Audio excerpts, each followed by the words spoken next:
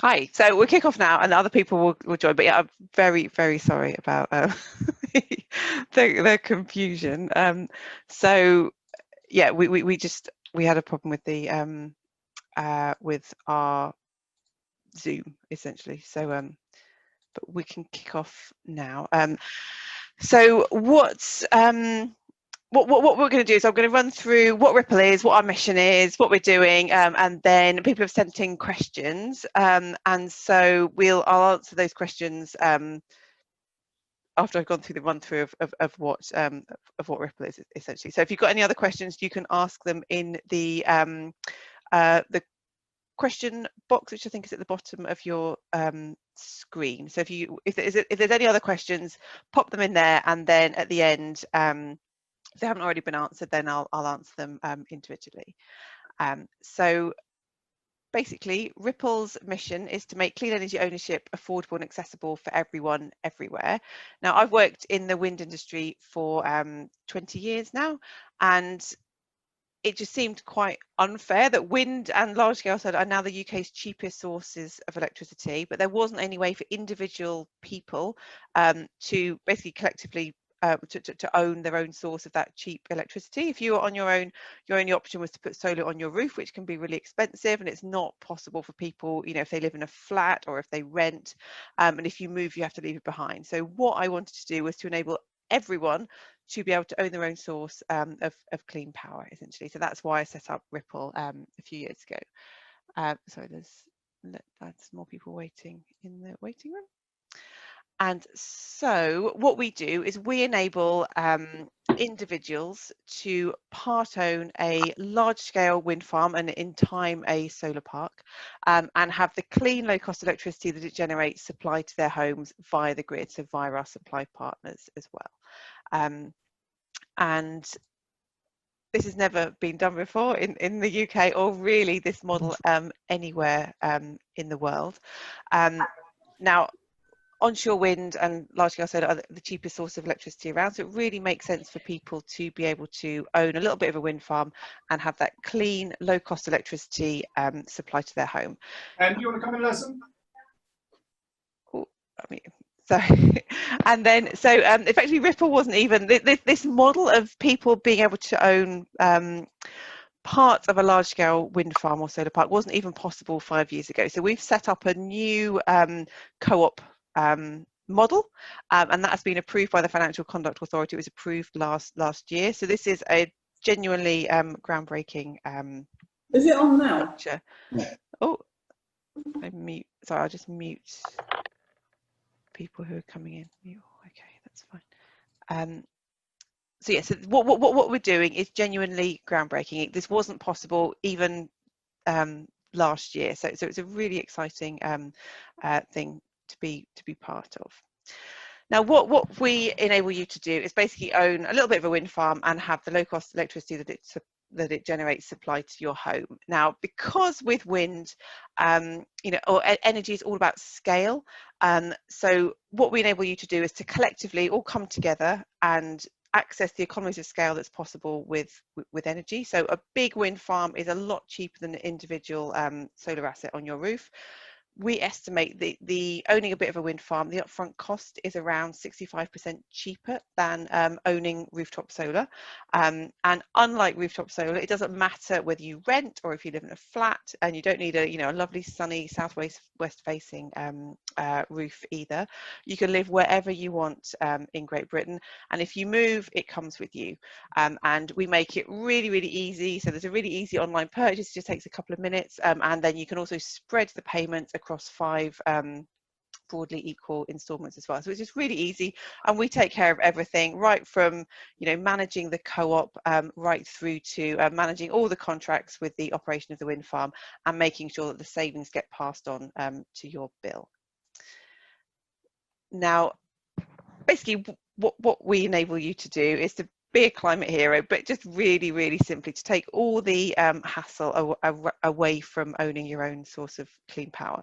And it's a really long-term saving. So, you know, there are lots of things you can do to reduce your carbon footprint. So, you know, you might decide to be vegan or not fly, but a lot of those changes are sort of reversible. So you might decide you're not going to fly this year or next year, but then you could, you know, unwind all that by flying, you know, later on.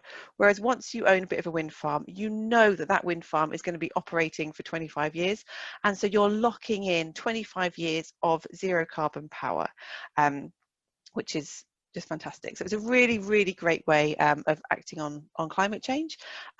You can also reduce your electricity bill. So because wind is the cheapest source of electricity in the UK, there's fantastic benefits of owning your own bit of a new wind farm.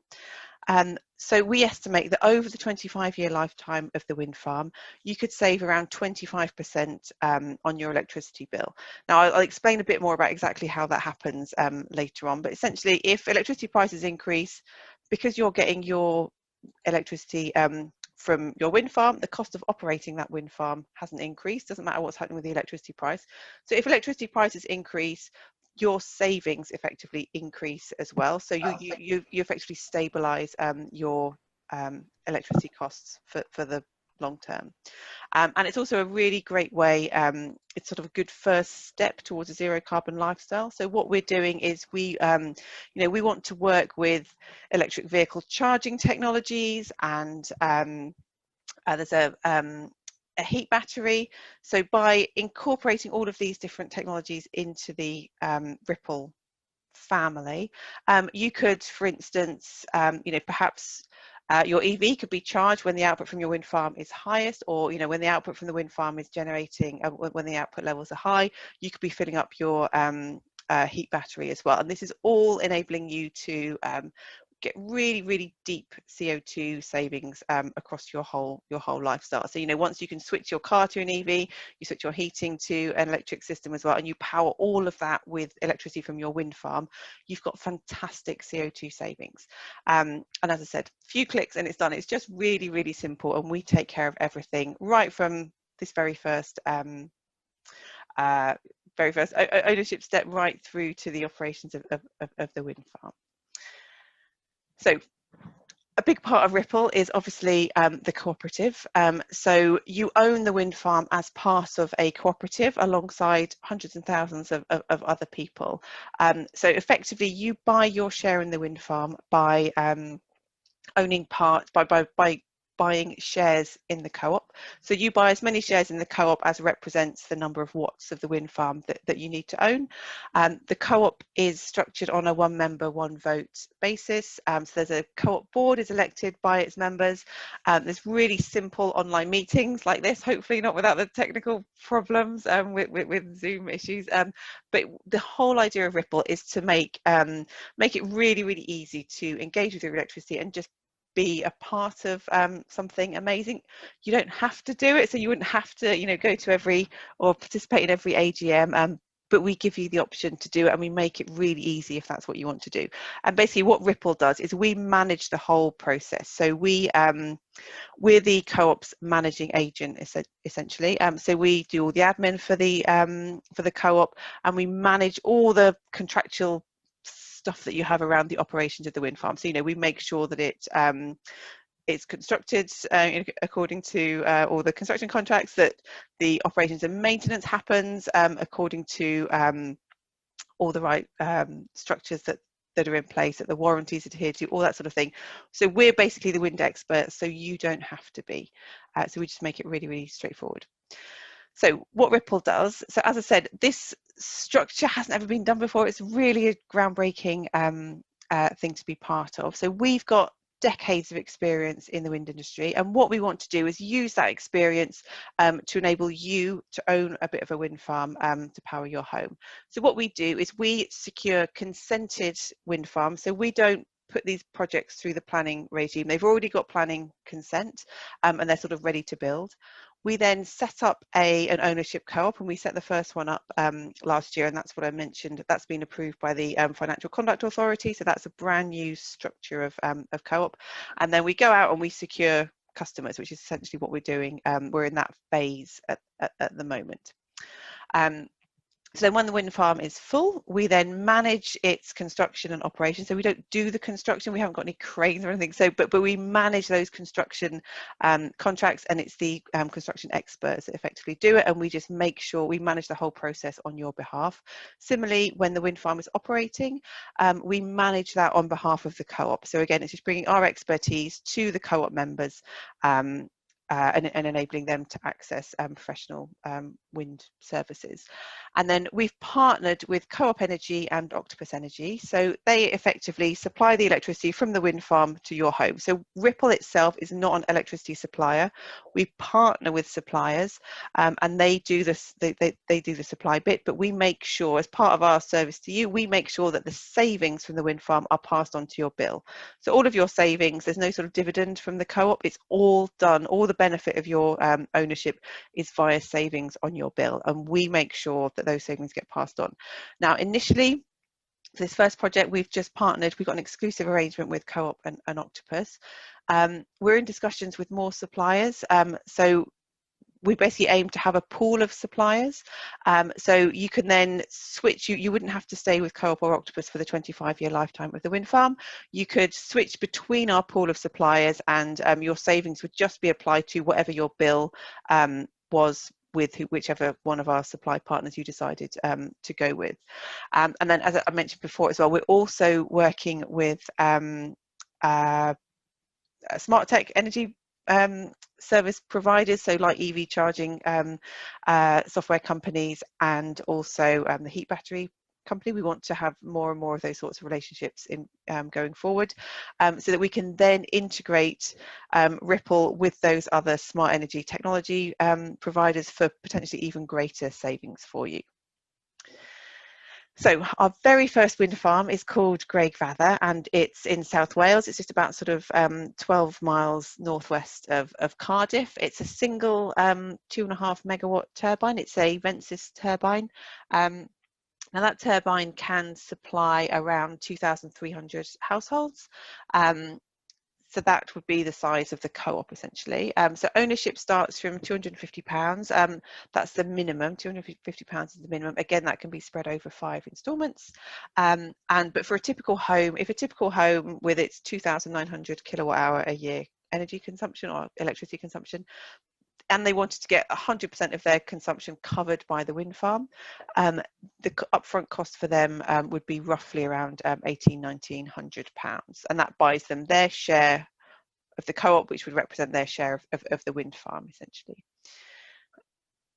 And I'll just show you this video, so you can sign up in just a few minutes. It's really, really easy. So what I'll do is I will talk you through this video, and then that's it. Okay, so this is one bit of the tech that is working. So essentially you go onto our website, you put in how much your consumption is, and you are then shown your quote. So in here you've got the £1,881, or you can pay in 5 instalments. You can then decide how much of your consumption you want to be covered by your wind farm. You can 120% is the maximum. If we go to 100%, and you then click continue, you then just put in your address. This is just our old office address, and then you select your address from the drop down menu. You have to be the named utility bill payer. You then say if you're with Octopus or Co-op, and then, or if you need to switch, if you're with somebody else, Octopus and Co-op can do electricity and gas, so you can be on dual fuel. You put in your gas consumption, and then you're shown the different tariffs. So here you can see what your upfront cost is, or what your instalment option is. You can then choose which co-op tariff you want to go on to. Pick that, and then basically we do all the switching for you. So then you just put in your details, and yeah, put in your details, create a Ripple account, and then we basically switch you, and then there's a few other steps where you just join the co-op, but it literally is a couple of minutes. And if you want to delay your switch, you can't see it on the screen actually, but just underneath this box here there's a can't switch now option. You just click there, and if you're on a you know, maybe you're on a fixed price contract and it doesn't end in, you know, for a few months, you can delay your switch. So you you'd avoid your sort of penalties for switching within your contract. So you can just say, okay, I don't want to switch now because I'm in a fixed term contract. My contract is up on the 10th of December. And then you say you want to switch on the 10th of December, and then we switch you then, so you can avoid those sorts of penalties. But you can switch to a Co-op's 12-month fixed tariff or Co-op's variable tariff. You can also, you have the option, once you're on Co-op tariffs, and you can then apply to go onto Octopus's Agile tariff or Octopus's Go tariff. The Agile is sort of time of use where your electricity price changes every half hour. It's a really, really innovative tariff. And then Octopus Go is you get very cheap electricity at certain periods of the night. So that's really aimed at electric vehicle drivers. So you can apply to go onto one of those tariffs once you're on a Co-op tariff, and your savings just get applied to your whatever your Agile bill would be after you've done all your time of use optimization. Your Ripple savings would be applied to that. So our wind farm is now open. So yeah, you can now be part of the UK's very first ever consumer-owned wind farm, and that is a way for you to act on climate change and get that cheap, low-cost electricity that the wind farm generates supplied to your home for the long term. So what I'll do now is, we've had quite a few questions sent in. I'll go over some of the common ones, but also the other ones that have been sent in over the last week. If there are any more, please put them in the Q&A function, and then I can answer them if they're not already covered. And so there should be a box at the bottom of your screen where you can put in those questions. So kicking off, so the biggest question we get asked is, how does it work with Co-op Energy and Octopus Energy? So as I said, we've got this exclusive partnership with Co-op and Octopus. So effectively, people pay for their share of the wind farm up front. So that pays for the cost of the wind farm to be built. And then obviously when a wind farm is built, its operating cost, so the cost of actually generating electricity every half hour, every year, is very low and very stable throughout a 25-year lifetime. So effectively, Octopus can effectively buys the electricity from the wind farm at its low and stable operating cost, instead of having to buy electricity in the wholesale market. And that saving is then passed on to you, the owner. So if however much you own, you get the savings that relate to that bit of the wind farm. But it does mean that in order for you to get savings passed on to you as an owner of the wind farm, you do need to be supplied by Octopus or Co-op Energy, which is why we need to switch you to them. If you're already with Co-op Energy or Octopus, obviously there's no need to switch. Your savings can just get applied automatically when the wind farm starts operating. So do I need to switch? So yes, you do need to switch. Well, you need to switch if you're not already on an Octopus supported tariff. So that is Octopus, obviously, Co-op Energy, Effect Energy, London Power, and Marks and Spencer's Energy. So if you're not with one of those 5 suppliers, you will need to switch, or we basically will switch you to Co-op Energy.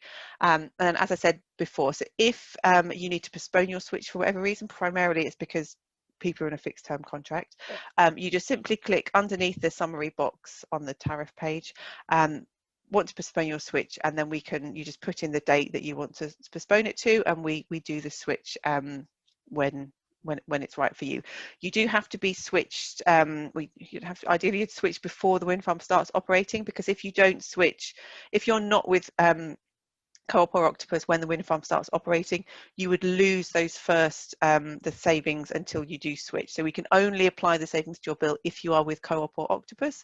So obviously if you're not with them and the wind farm starts operating, which we're expecting to be sort of spring next year, you would lose that early bit of your savings. So but provided that you switch before the wind farm starts operating, then yeah, you wouldn't lose any of your savings at all.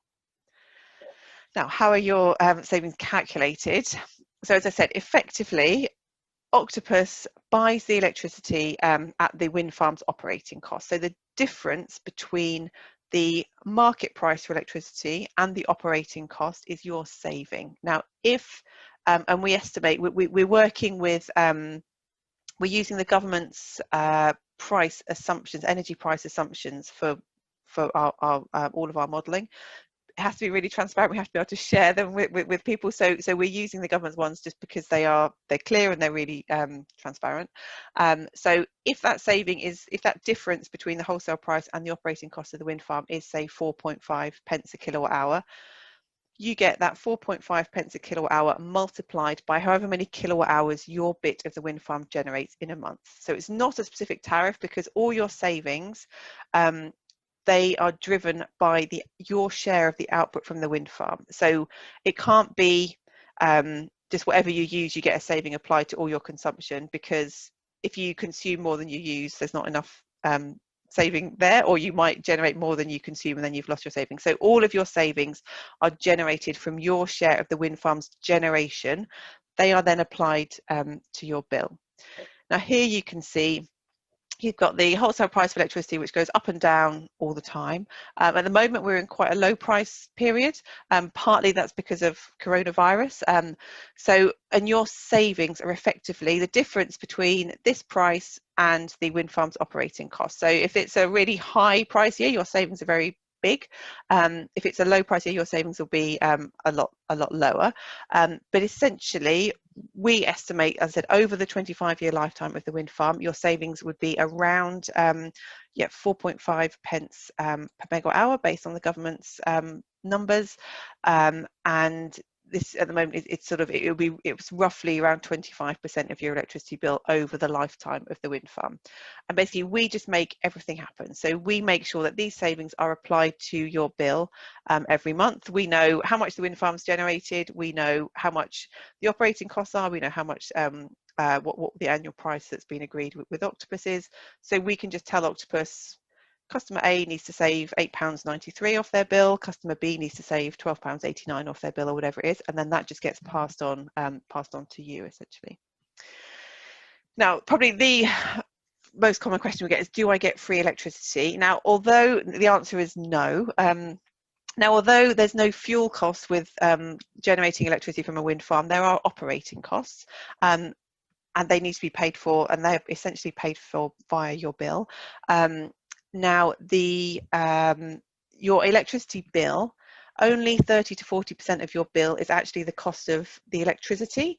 The rest are things like grid charges and the costs for Octopus and Co-op to run their call centres and all that sort of stuff, and the taxes and the levies. Now, it's split. There's not a sort of straight, this is your standing charge and this is your energy charge. It's sort of split between the two. But effectively, if you cover 100% of your electricity consumption from your wind farm, the electricity part of your bill, instead of being at the wholesale price, is at the lower operating cost of the wind farm. So this is your saving, the difference between what your bill would be if it was based on the wholesale price versus what it is when it's based on the operating cost of the wind farm. That's your saving, essentially.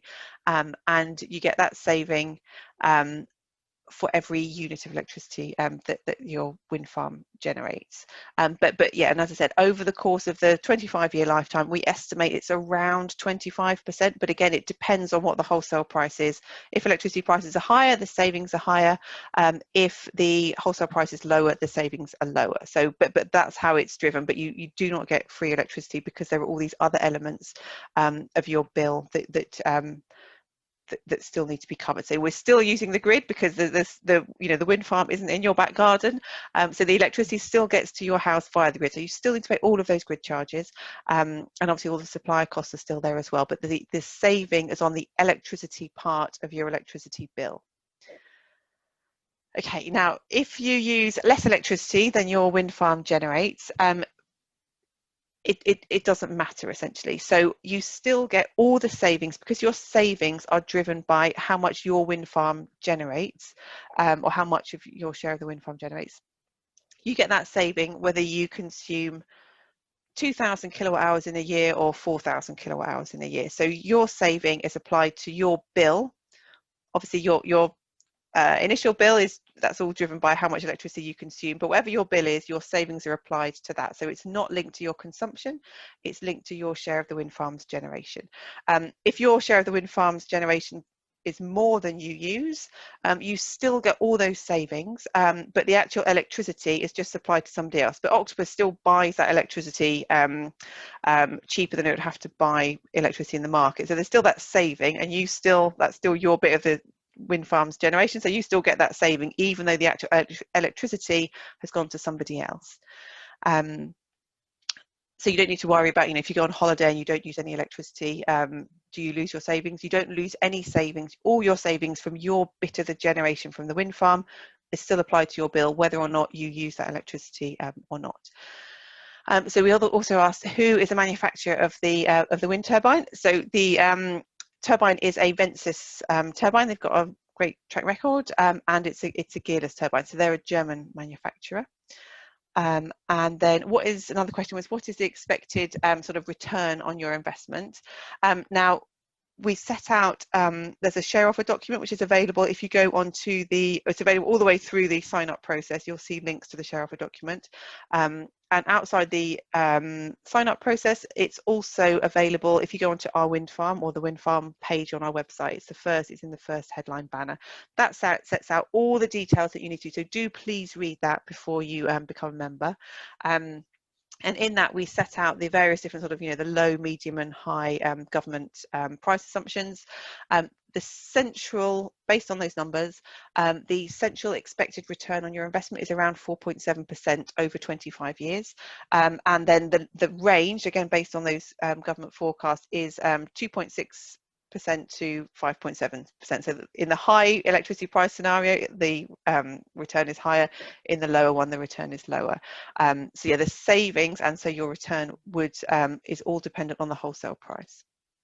And then again, feeding back to the payback period. So again, in that central scenario, the payback period is around 14 years. The higher the electricity price, the shorter the payback period is. The lower the electricity price, the longer the payback period is. And in our estimates of how much the wind farm would generate for each sort of watt of the wind farm, we've been relatively conservative because we wanted people to, for their bit of the wind farm to generate sort of a little bit more than they were expecting. So we have tried to be as conservative as possible. Now, another question we've had is, do I need to pay for everything up front? So you need to pay for your share up front, but you don't need to pay it all in one go. So we've a couple of weeks ago, we launched payment by instalment. So you can pay in 5 broadly equal instalments. Each instalment has to equate to a whole watt of the wind farm. So it won't be exactly the same amount of money, but it'll be within a £1 or £2 essentially. So yeah, broadly 5 equal instalments. So you pay the first one and then you just pay for instalments later. So that's it's all about making it as easy as possible for everyone to access wind farm ownership. We were also asked, is ownership genuinely portable? So yes, it is genuinely portable. So unlike solar panels on your house, if you move home, a bit like if you move home anyway, regardless of whether or not you own a bit of a wind farm, you would need to phone up your supplier and say, hey, this is my new address, and they would just supply your, put the new address on your bill and supply electricity to your new home. You do exactly the same with Ripple. So you'd still be supplied by Co-op or Octopus, and your savings would just be applied to your new address essentially. You do need to be, Ripple's only available in England, Wales and Scotland. So if you move to Northern Ireland, you would have to withdraw your membership of the Co-op because we can't operate in Northern Ireland because there's a different electricity market. But provided you are still the named electricity supplier, the named bill payer, and you stay within England, Wales or Scotland, your savings just go wherever you go essentially. We also asked, is there a plan for Ripple to develop wind farms to be sold later? So no, we are not Ripple is not a wind farm developer. So we're calling ourselves a clean energy ownership platform. So again, this hasn't been done before, so we sort of had to find our own terminology for what we are. But basically we make ownership possible for people. So we don't develop wind farms, and we're not an electricity supplier either. So we do the ownership bit. We bring all these bits together to make it possible for individuals to own their own bit of a large scale wind farm. But as I said, we secure already consented wind farms that are sort of, and in eventually solar parks as well. We secure those consented sort of shovel-ready projects, and then we set up an ownership. We get exclusivity on those projects, and we've already got exclusivity on our second project. We get that exclusivity on behalf of a co-op, and then fill the co-op up, and then we just do another project later. Another question, can businesses get involved? So we're looking at ways for businesses to get involved in our projects. We've had a lot of interest from businesses. So on our website, there is a page where you can register your interest. So do get in contact, or you can just email info@ripplenergy.com, and then we'll keep you up to date as to when we're able to accept business customers. So it may not be for this project, it may be for a future project, but yeah, we are very, very keen to get businesses involved. Okay, now what are the risks? Very fair question. So again, all the risks are set out in the share offer document, but the two primary risks are electricity price. So as I said, if the electricity price is low, your savings will be lower, and so your sort of returns will be lower, and also output from the wind farm. So we've tried to be conservative in our assumptions on how much electricity the wind farm will generate, but essentially if it's not a very windy year, obviously your bit of the wind farm wouldn't generate as much electricity as it maybe did the previous year, so your savings would be lower correspondingly. Flip side of that is if it's a really, really windy year, your bit of the wind farm would generate loads of electricity, and so your savings would be greater. But so those are the two primary risks, and things like we also get asked questions about like mechanical failure and things like that. All of those risks are covered, or whichever, as many as can be covered by insurance. There's sort of there's a warranty on the 15-year warranty that the turbine comes with, and there's insurance as well, and there's also service agreements between the experts that maintain the wind farm. We make sure that all of those service agreements are adhered to, basically. So there's a lot of protections in place to minimise all of any of the risks with the project, and like any very valuable asset, it's really well insured. Can I switch suppliers? So yeah, we are in discussions with other suppliers. It wouldn't be initially, so there would be a year where you would even if we did bring other suppliers into our pool, you would need to stay with Octopus or Co-op for a year, but then you could potentially move within our pool of suppliers. So we want to have, we want our customers to have a really good choice of suppliers that we work with, that they can choose. So whether they're going to be big suppliers or smaller suppliers, or just a mixture of all of them, essentially. So we want to give maximum choice for our customers, and we definitely don't want you to be having to stay with one supplier for 25 years of the wind farm. We don't think that's a very healthy customer choice if you are stuck with one supplier forever. So we want to maximize the choice that you have. And then I hope I've answered this question. I wasn't entirely sure what the question was, but I hope I've answered it as had been intended. So the question was, does your investment need to be relative to the carbon dioxide you're trying to save? So effectively, you can't offset whatever your flight to America by owning a bit of a wind farm. So it's all about you own a wind farm to get the clean, low-cost electricity that it generates supplied to your home. So we cap your ownership at 100, the equivalent of the wind farm that would generate 120% of your electricity consumption each year. So you can't own tens of thousands of pounds of the wind farm and get 10 times as much, so that your share of the wind farm would generate 10 times as much electricity as you actually use yourself, and that would then, with the aim of offsetting whether your car or your holiday to Spain or whatever. It's just about your electricity consumption. So yeah, the maximum you can own is the equivalent number of watts that would generate in a year 120% of your electricity consumption. So you can't buy loads more and sort of offset other parts of your lifestyle. It's just about your electricity consumption. And then how are the risks mitigated? I think I've covered that one. So yes, 15-year turbine warranty, insurance, and then performance standards as well. And obviously we've done a lot of checks before we even got to this stage in terms of things like estimates of how much the turbine is going to generate each year, the land it's on, all that sort of thing. So there's been a lot of checks all the way. We're also asked a question about the cooperative and what is the pay differential between the highest paid and the lowest paid members of staff. So the co-op itself will have no employees, but so Ripple is the co-op's managing agent, and then I checked on our thing. So the maximum differential between our lowest paid member of staff and our highest paid member of staff is less than 4 times, I'm not, so I would ordinarily be the highest paid member of staff, but I'm not drawing a full salary at the moment because we're just so early on, and I'm the founder of the company. So yeah, so that's sort of perfectly normal in most startups. So, but yeah, it would ordinarily be less than 4 times, and we are, yeah, we like to think we're a very good employer and that our employees are really really happy. We've got it's quite a small team, but it's quite a strong, yeah, it's a good working environment that we create. And how democratic and accountable is the cooperative? So there was a founding board that was created nearly 12 months ago. So to create a co-op, you have to have founding members. So there were 4 founding members, and they were drawn from, most of them were sort of wind energy experts. There was 1 finance expert as well. And I said, we're the managing agent. So we've done all the sort of secretarial services to the co-op and the co-op's board. So we have members, we have board meetings once a month, and we get great direction from the board.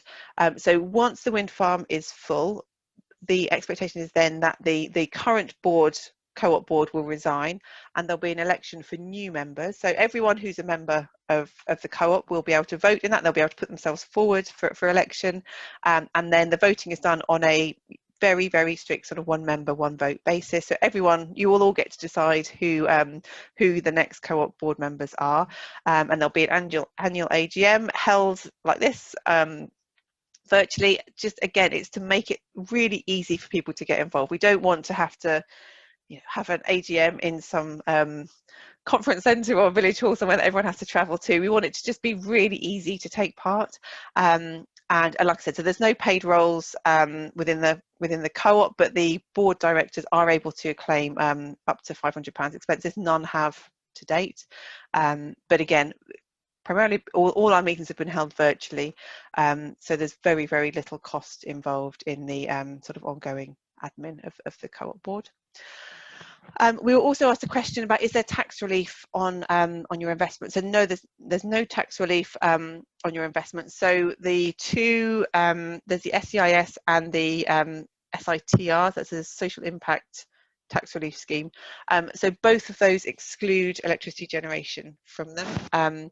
So there's no tax relief on your investment. We're exploring bringing treatment of the savings in line with savings that you would get from your sort of feed-in tariffs if you had solar on your roof, and that's another reason why we're capping it at 120%.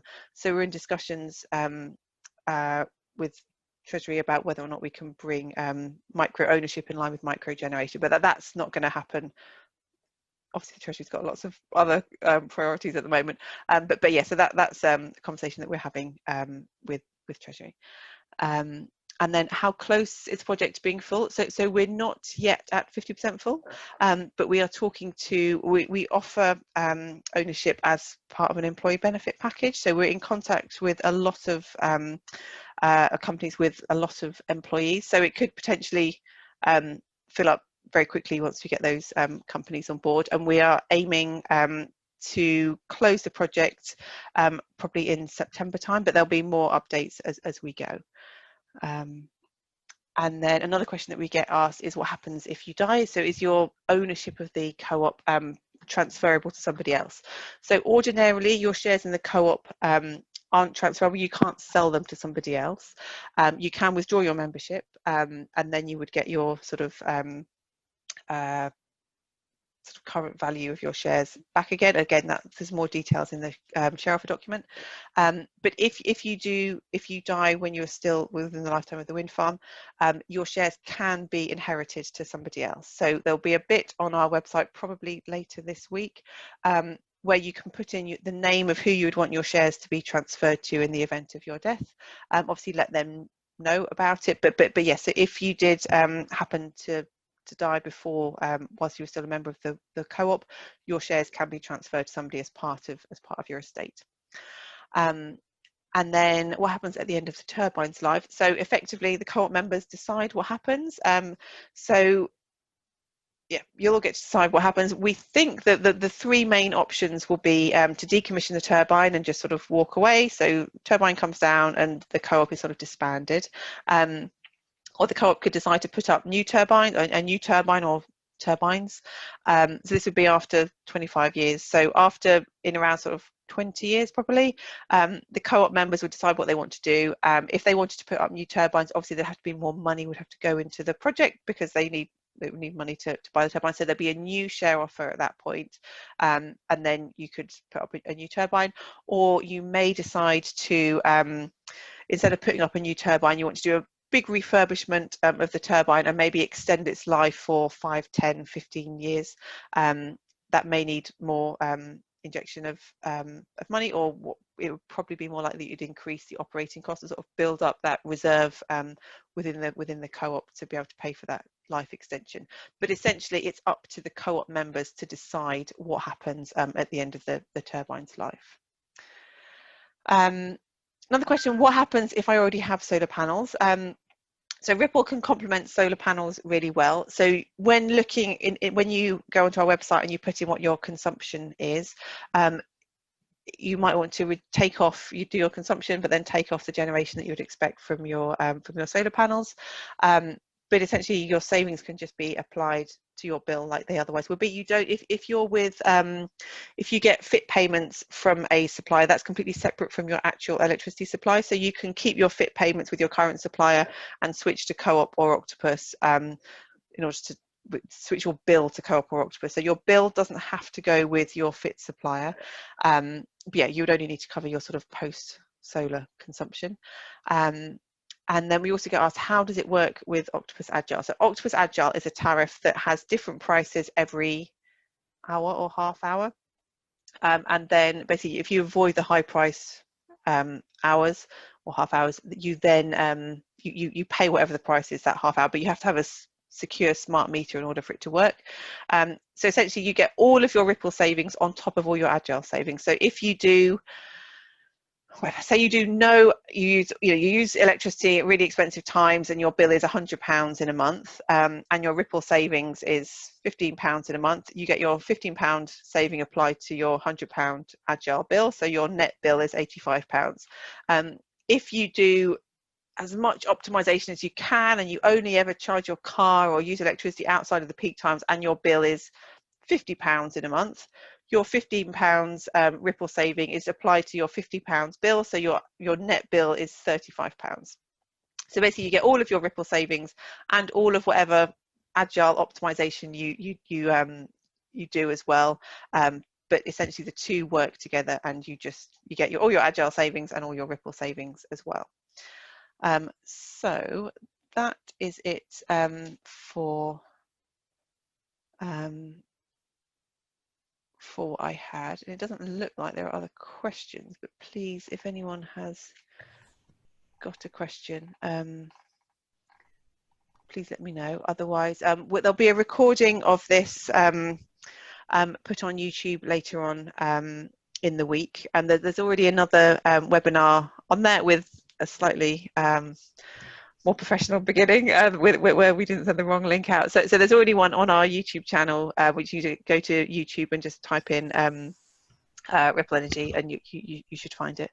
Yes, so there's already a webinar up there, but this will also be put up there, and this has obviously got different questions because we've responded to the questions that we've had in the last week or so. So yeah, the questions will be different, but the first bit will be very similar to what we've said today. But yeah, if there are any questions, do let us know. Otherwise, oh, I can hear a question. Yeah. I don't know if it's me, but Yes, go. Oh yeah, no, sorry. hold on. Yeah, there's no chat box. Oh, sorry. Is that okay? Sorry. Go ahead.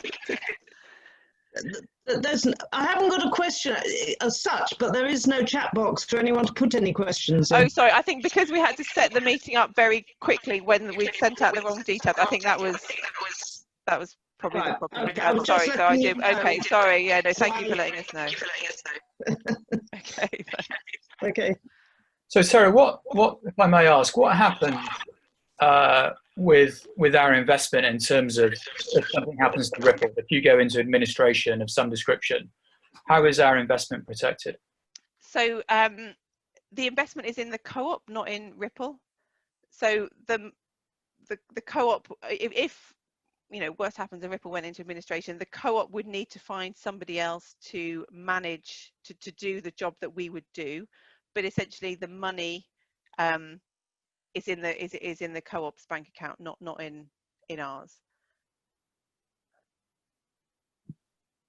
So okay, thanks for that. Why would somebody overinvest, i.e. go for, let's say, the maximum 120% of their current electricity usage? Because they want a bigger savings on their bill. You know, if they thought, you know, yeah, I want to get a 4.7% return on as much as possible, and you know, and I'll, you know, we're aware of some EV drivers that sort of are looking to offset the sort of embedded emissions in their car. So, you know, they was, as well as powering their car with zero carbon electricity, they want to do above and beyond and, you know, sort of eat into other emissions. So yeah, so it's just because you want to do more than your sort of bit. So yeah, it's just doing above and beyond what you would need to do. But, you know, likewise, you can do 20% instead of 100. You know, it's just really flexible. So you don't have to do 100%. You can do 50% or 30%.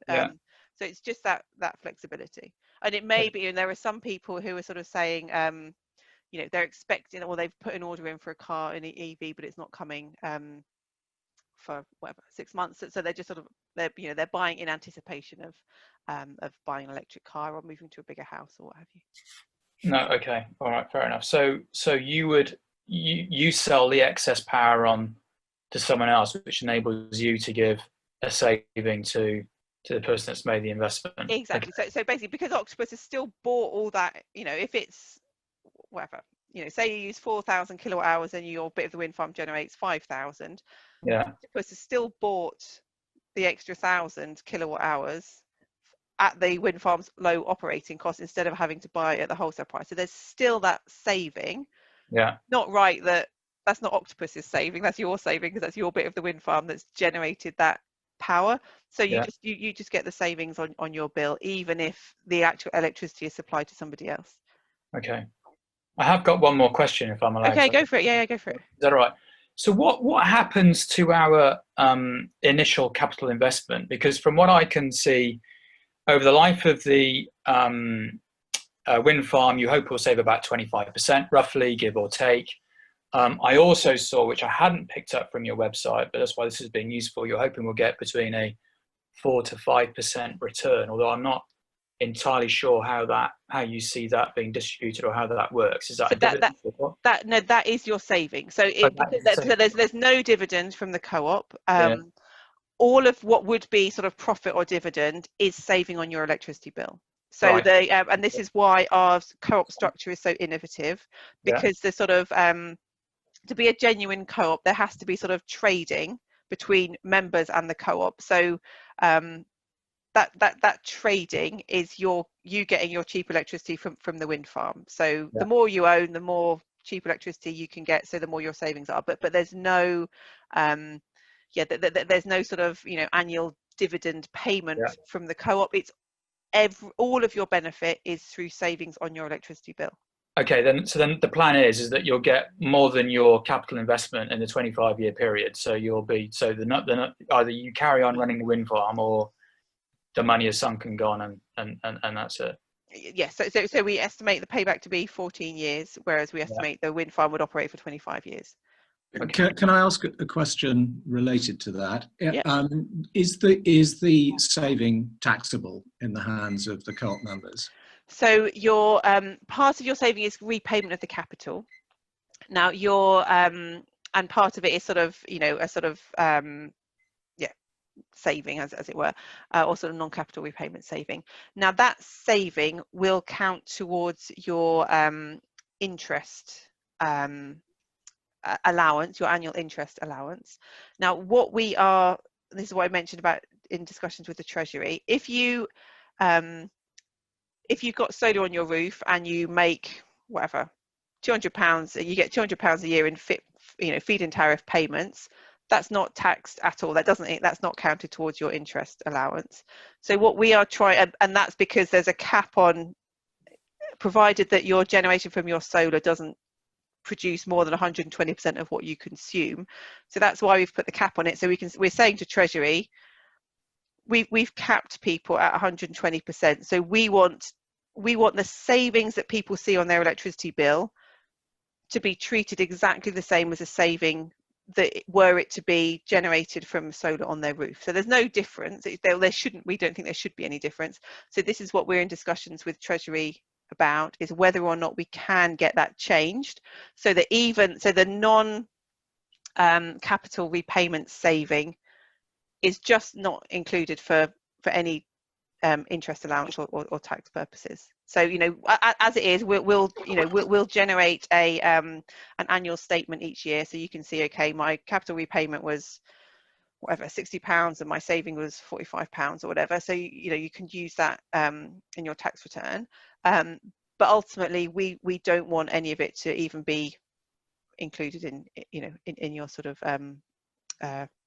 tax treatment, provided that you're not buying £100,000 worth of the wind farm and getting huge savings, because it's all about just you only with a wind farm to get low cost green electricity supplied to your home, essentially. Right. Is the breakdown between the capital return set out in the documents on the website? That's a good question. I think it is, but the annual statement will be a retrospective annual statement. So we can say, okay, this year you have saved £110. Of that, £60 was capital repayment and £50 was sort of savings. So that will be an annual retrospective statement that you'll get. But the capital element will be fixed. The capital element. So it's sort of structured that the co-op will aim to repay 5% of your capital each year, and that is covered in the share offer document. So please read the share offer document, because that sets out everything in a lot more detail than we can go through on this call. Thanks. And can I ask, do you have to have a smart meter for this? No. So if you want to go on to be on co-op's 12-month fixed or the variable tariff, you don't need a smart meter, and we basically apply, we tell Octopus what your savings are, because it's not related to your actual consumption. It's about how much your wind farm generates. We can see how much the wind farms generate. I mean, Octopus can see it as well. So no, the savings can get applied to your bill. You do not need a smart meter. However, if you want to go on to Octopus Agile or Octopus Go tariff, where these are like time of use tariffs, you need a smart meter for that. Okay. But just to get your Ripple savings on a standard co-op tariff, you do not need a smart meter for that. The savings can get applied without a smart meter. Great. And you also mentioned gas consumption. How does that work then?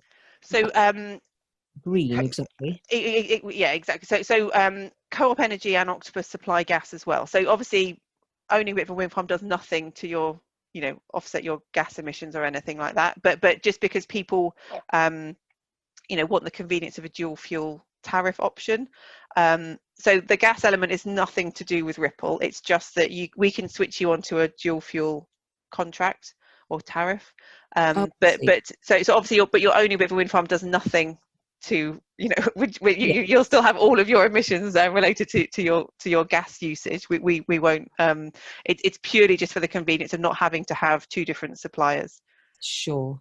Okay. So you don't, when you're calculating what your kilowatt hour per year is. You don't include your gas. No. So we only ask for the gas so that when you get your you get your sort of tariff estimate for you know, so we can say, okay, if you're on Co-op 12-month fixed, your bill would be X.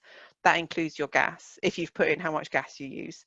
But yeah, when we're calculating your ownership of the wind farm, that is purely how much electricity you use. Sure. Okay, thank you. Cool. Can I ask, Sarah, that's questions regarding you just mentioned the savings can only apply to electricity bill.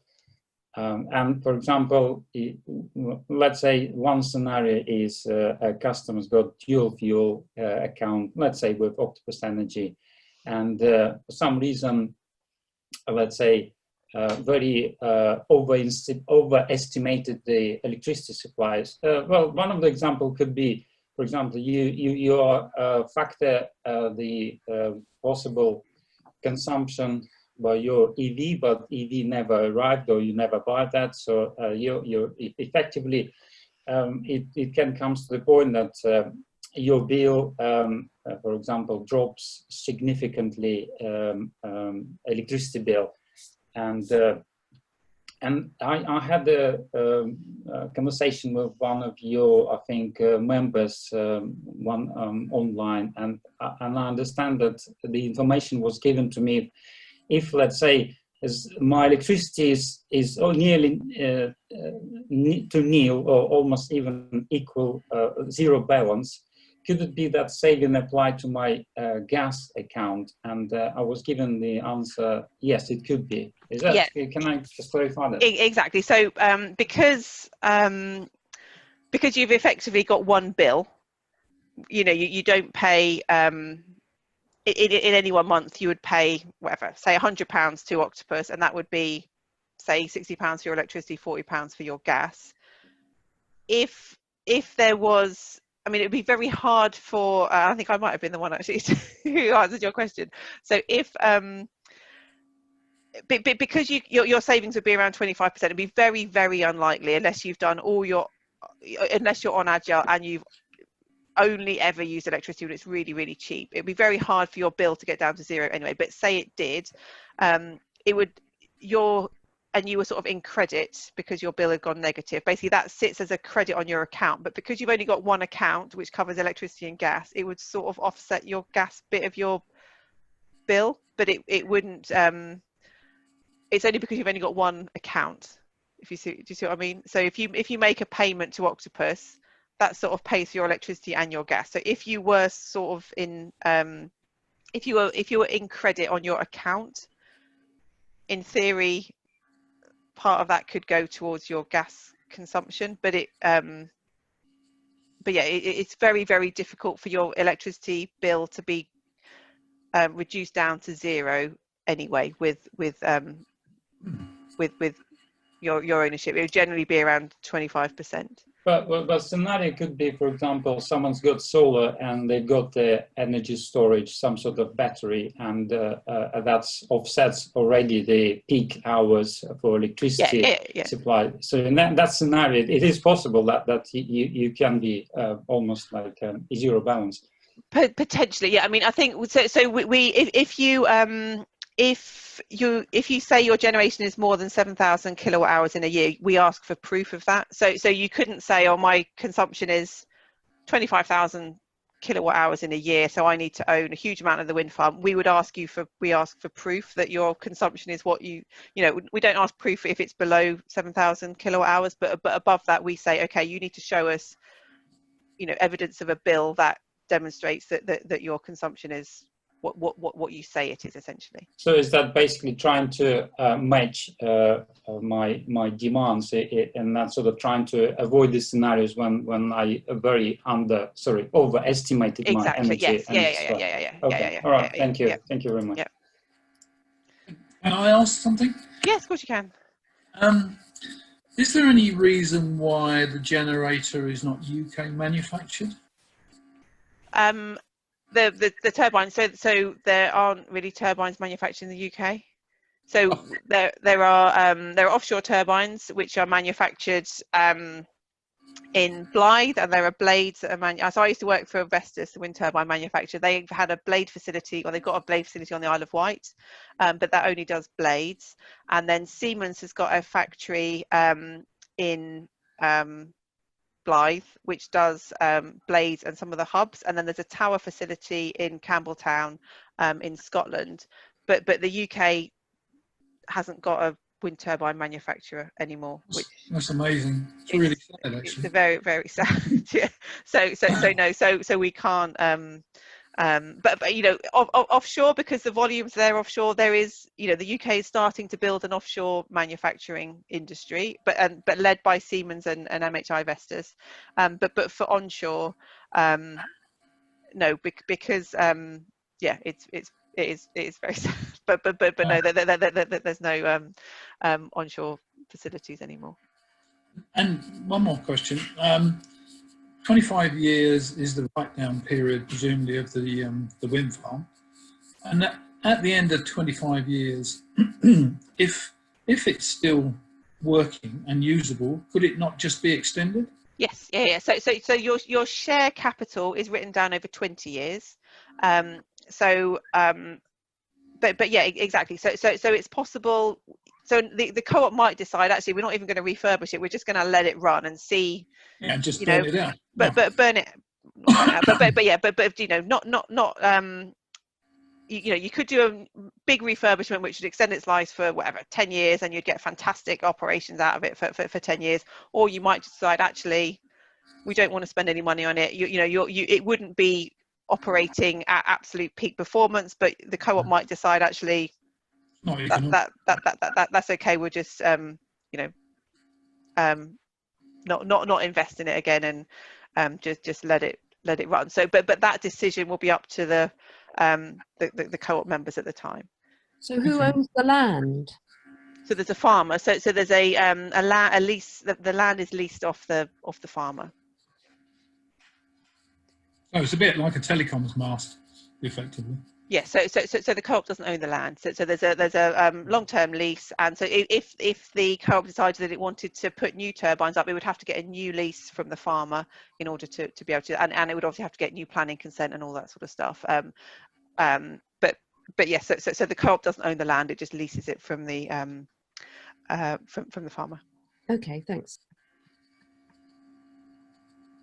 And then is there Alex? Yes, I've got Oh, sorry, Hilary. Yeah, go for it. Yeah, it seemed that for, say, Octopus Energy, which I happen to be with, but what was in it for them? Is it that they just want more customers, because they seem to be not making any money? They're just paying. They're just passing it on to me and the savings. But is it that what's in it for them is that they want people to get the smart meters and be on their elite and all of that? Is it numbers for them? Effectively, Co-op and Octopus, they want customers to stay with them. So by offering them, products and services which, they think really resonate with their customers, that their customers will effectively stay with them. But they also, they make as much money on each tariff as they would have done without it being with Ripple. So they don't lose money by a customer being with Ripple. So yeah, it's about them being able to offer services to their customers that really resonate and make them want to stay with Octopus or Co-op, essentially. But you don't have to move to their elite or Go tariff. You No. can You can stay, if you're already with Octopus, you can stay on whatever Octopus tariff you're on, and your savings just get applied to that tariff. It's only if you're a new customer, then you have to go. Then you're only, it's sort of ring fenced to Agile and Go, because we have to switch you to Co-op, because it's sort of Co-op's sort of primary lead on it, sort of thing. So, but no, if you're an existing Octopus customer, you stay on whatever tariff you're on, and your savings just get applied to your bill each month when the wind farm's operating. Okay, thank you. Cool. Okay, so if there's no more questions, then thank you for your time, and I apologise again for the problems at the beginning. So we'll email you with a link to the recording once it's on YouTube as well, and that should be probably Wednesday, Thursday this week. Sarah, Oh, sorry. I've just 2 questions. So Yes, yeah, go for it. how accurate do you need to be with your consumption figures? So you don't need to be super accurate. We want you to use your bill if you've got it. You can use our estimator, but we really would prefer it for people to at least use their previous bill. But yeah, and because it doesn't need to be, because you don't need to be at 100%, you can, if you get your number wrong a bit, it might just mean that you only own enough to cover 80%, or if you've underestimated, it might be 110%. So there's a bit of flexibility in there anyway.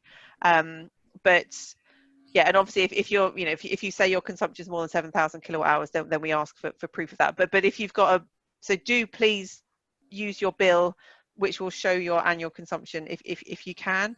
But it doesn't have to be, if you're about to move home, or you're about to buy an EV or get rid of an EV or whatever, it hasn't got to be really exact, because there is that flexibility. So yeah. Okay, yeah, because in the last year we've got a battery for our solar panels and an electric car, and I'm not entirely sure where our consumption will end up in the next 12 months. So yeah, so that's it. We'll have a good guess. Okay, that's fine. And also that, there'll be other, you'll be able to add on to other projects as well. So, this is our first project. We hope it's the first of many, many projects. So, you could own a bit of Greyfather. We might do a solar park next. You could then own a little bit of a solar park. So, it's possible to create a sort of mini portfolio. Again, it will all just be fed through to one saving on your bill. Just keep it really simple, but you can go into your account and you'll be able to see, all right, my solar park generated this much and saved me this much, or my wind farm generated this much and saved me that much. So so yeah, you can build up over time as well. Okay, and my son has 2 technical questions for you. Okie doke.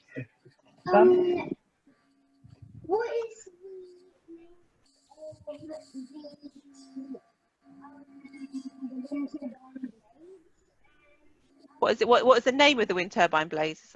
What the length? The length, so it's a Ventus 100. So the total rotor diameter is 100 meters. So each blade would be, I would guess, about 47 meters, 48 meters long. Okay, and your question?